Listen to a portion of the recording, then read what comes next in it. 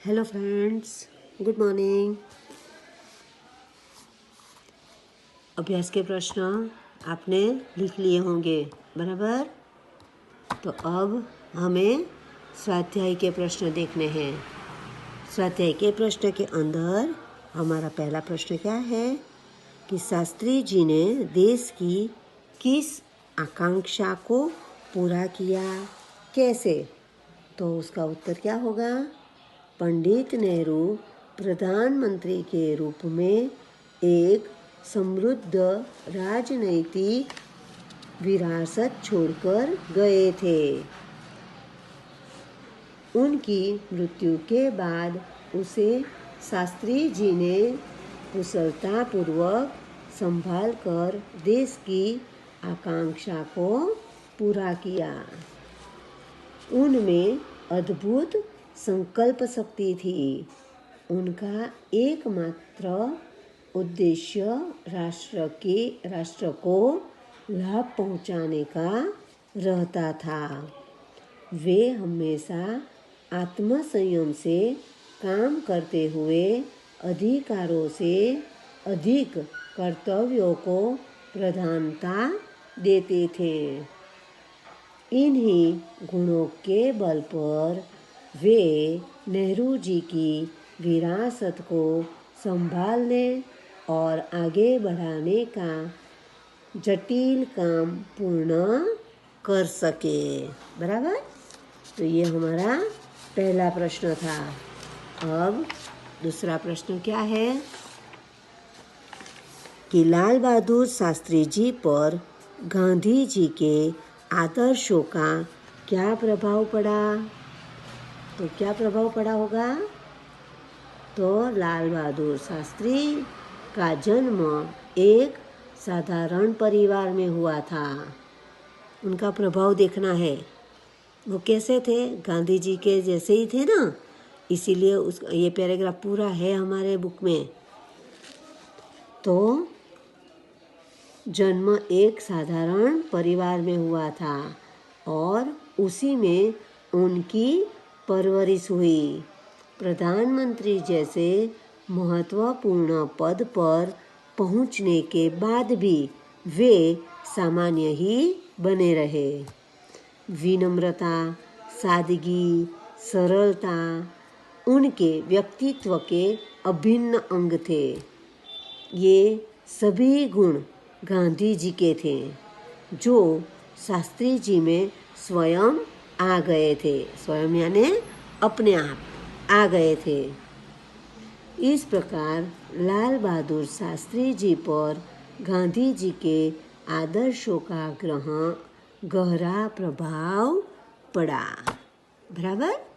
समझ गए? अब तीसरा प्रश्न कि शास्त्री जी के संसदीय जीवन की शुरुआत कैसे हुई? तो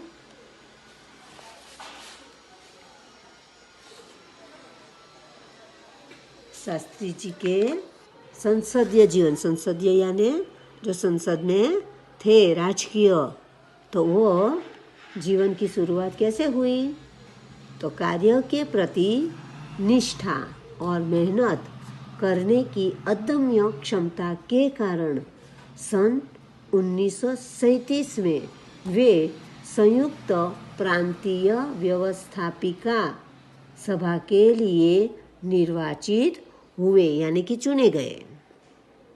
स्वतंत्रता प्राप्ति के बाद कई बार वे संसद के लिए चुने गए। सही मायने में 1937 में, 1937 यानी 1937 में शास्त्री जी के संसदीय जीवन की शुरुआत हुई, जिसका समापन देश के प्रधानमंत्री पद तक पहुंचने पर हुआ। यानी कि प्रभाव अंत तक रहा उसका, बीच में अटक गया नहीं या निकल गया नहीं, ऐसा नहीं है, बराबर। अब चौथा प्रश्न क्या है? छात्रों के दीक्षांत समारोह में शास्त्री जी ने कौन से विचार व्यक्त किए? दीक्षांत समारोह, सम्मान पत्र देते हैं ना जिस समारोह में, वह दीक्षांत। तो अब उसके लिए क्या उत्तर लिखोगे? तो छात्रों के दीक्षांत समारोह में शास्त्री जी ने अपने विचार व्यक्त करते हुए कहा कि आपके भविष्य की मंजिल चाहे जो कुछ भी हो, आप में से प्रत्येक को यह सोचना चाहिए कि आप सबसे पहले देश के नागरिक है ना, और तभी हम देश के लिए कुछ कर सकते हैं। यह आपको संविधान द्वारा प्रदत्त कुछ अधिकार देता है। यह यानी ये जो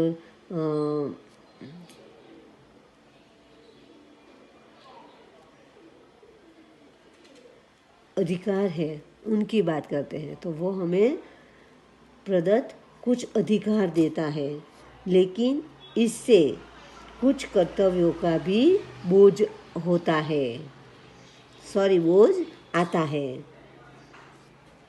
यानी कि ये सिर्फ काफ़ी नहीं है, उसके साथ कर्तव्यों का बोझ भी हम पर आ जाता है, जिसे समझाना चाहिए। हमारा देश प्रजातांत्रिक है जो निजी यानी खुद का अपना स्वतंत्रता देता है, यानी कि हमारा निर्णय हम खुद कर सके वैसा हमें दिया हुआ है, स्वतंत्रता दी है हमें, हमारे खुद की स्वतंत्रता, कि हम दूसरे पर आधार न रह सके, तो ऐसा दिया है। लेकिन इस स्वतंत्रता का उपयोग एक व्यवस्थित समाज के हित में स्वेच्छा से लगाए गए प्रतिबंधों के तहत होना चाहिए, यानी कि उसके मुताबिक होना चाहिए, और तभी वह सही कहलाता है। बराबर। चलो अब दूसरा प्रश्न क्या है? परिच्छेद में रेखांकित शब्दों के अर्थ शब्दकोश में से ढूंढकर उन्हें शब्दकोश के क्रम में लिखिए। यहाँ एक परिच्छेद दिया हुआ है, परिच्छेद के अंदर कुछ शब्दों के नीचे लिटी की है, रेखा खींची है, उस शब्द का हमें अर्थ लिखना है, और फिर जो वो अर्थ हम लिखेंगे उन अर्थ को हमें शब्दकोश के क्रम में लिखना है। बराबर। तो क्या है?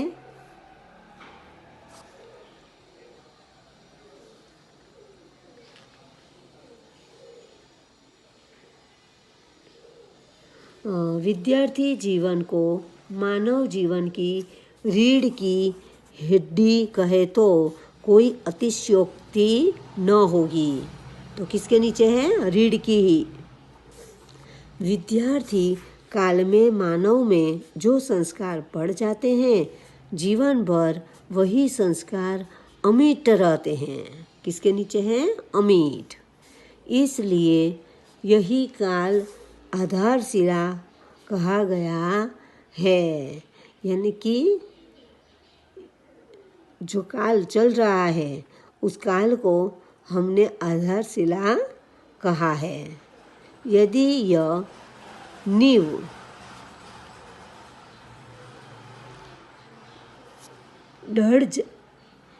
दृढ़ बन जाती है तो जीवन सुदृढ़ और सुखी बन जाता है।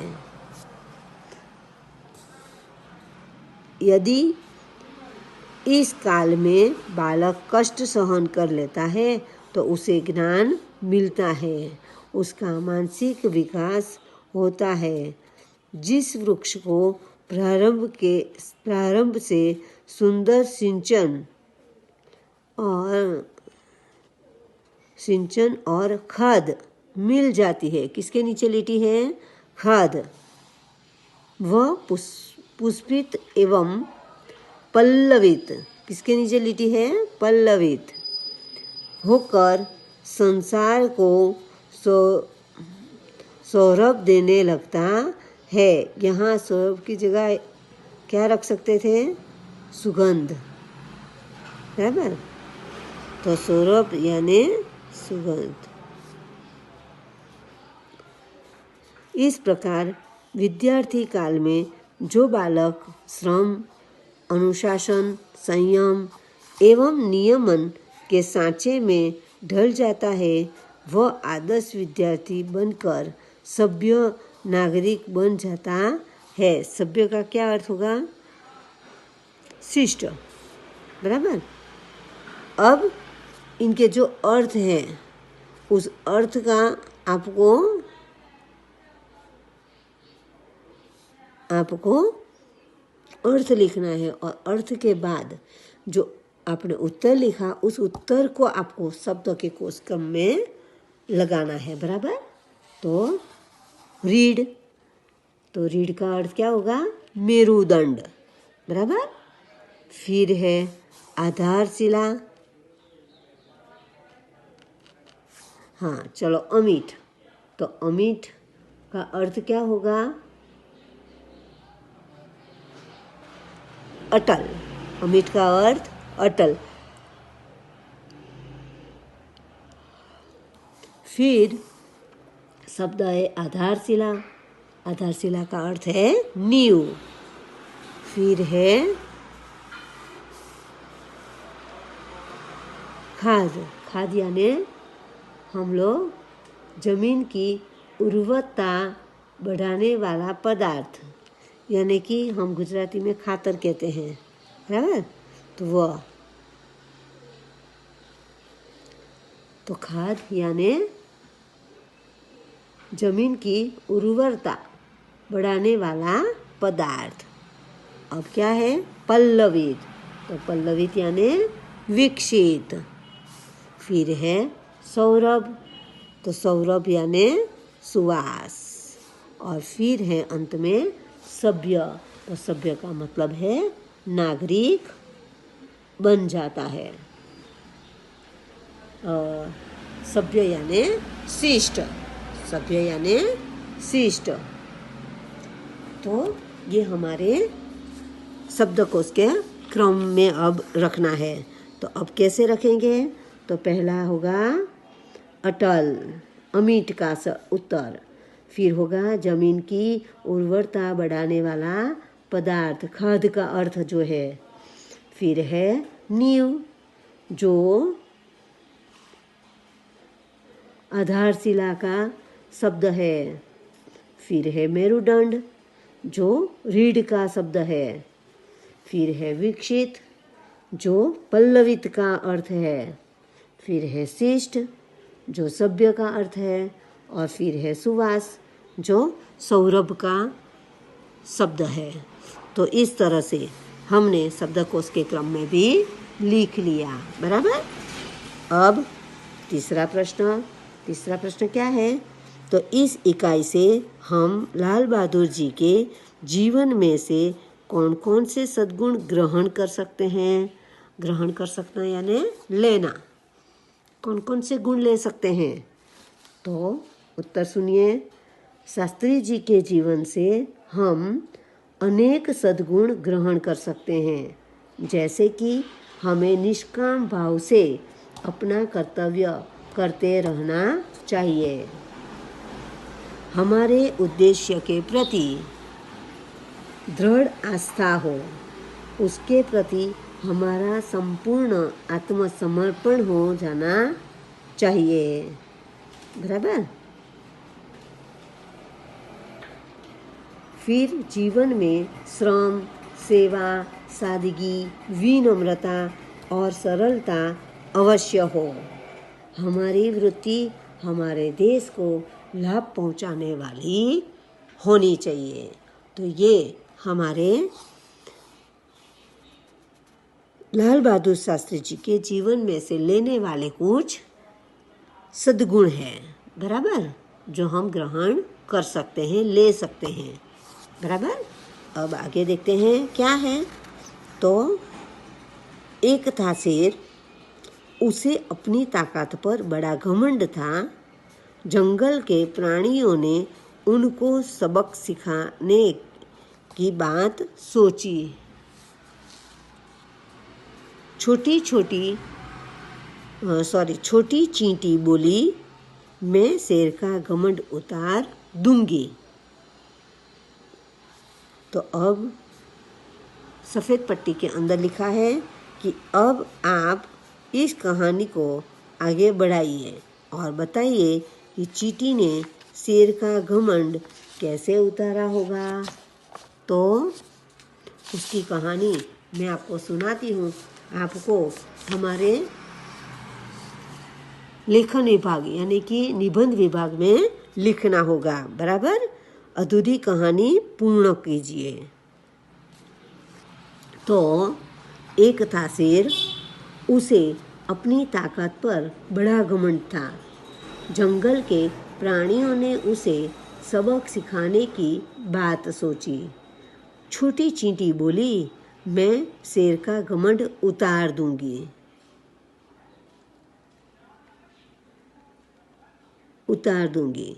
उसके बाद चींटी अपने बिल में गई और वहाँ से बहुत सारी चींटियों को अपने साथ ले आई।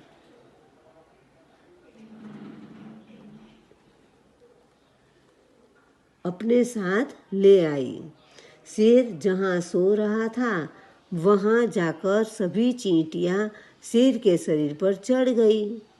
वे उसके अंगों को बुरी तरह काटने लगी। कुछ चींटियाँ उसके कान और नाक में घुस गई।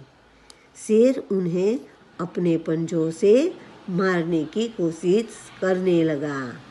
तब वे उसके बातों पर छिप जाती है। थोड़े ही समय में शेर आकुल व्याकुल हो उठा। तभी उस एक चींटी ने शेर से कहा, क्यों वनराज, इन छोटी छोटी चींटियों से परेशान हो गए। शेर ने क्षमा मांगते हुए कहा, चींटी बहन, मुझे माफ कर दो।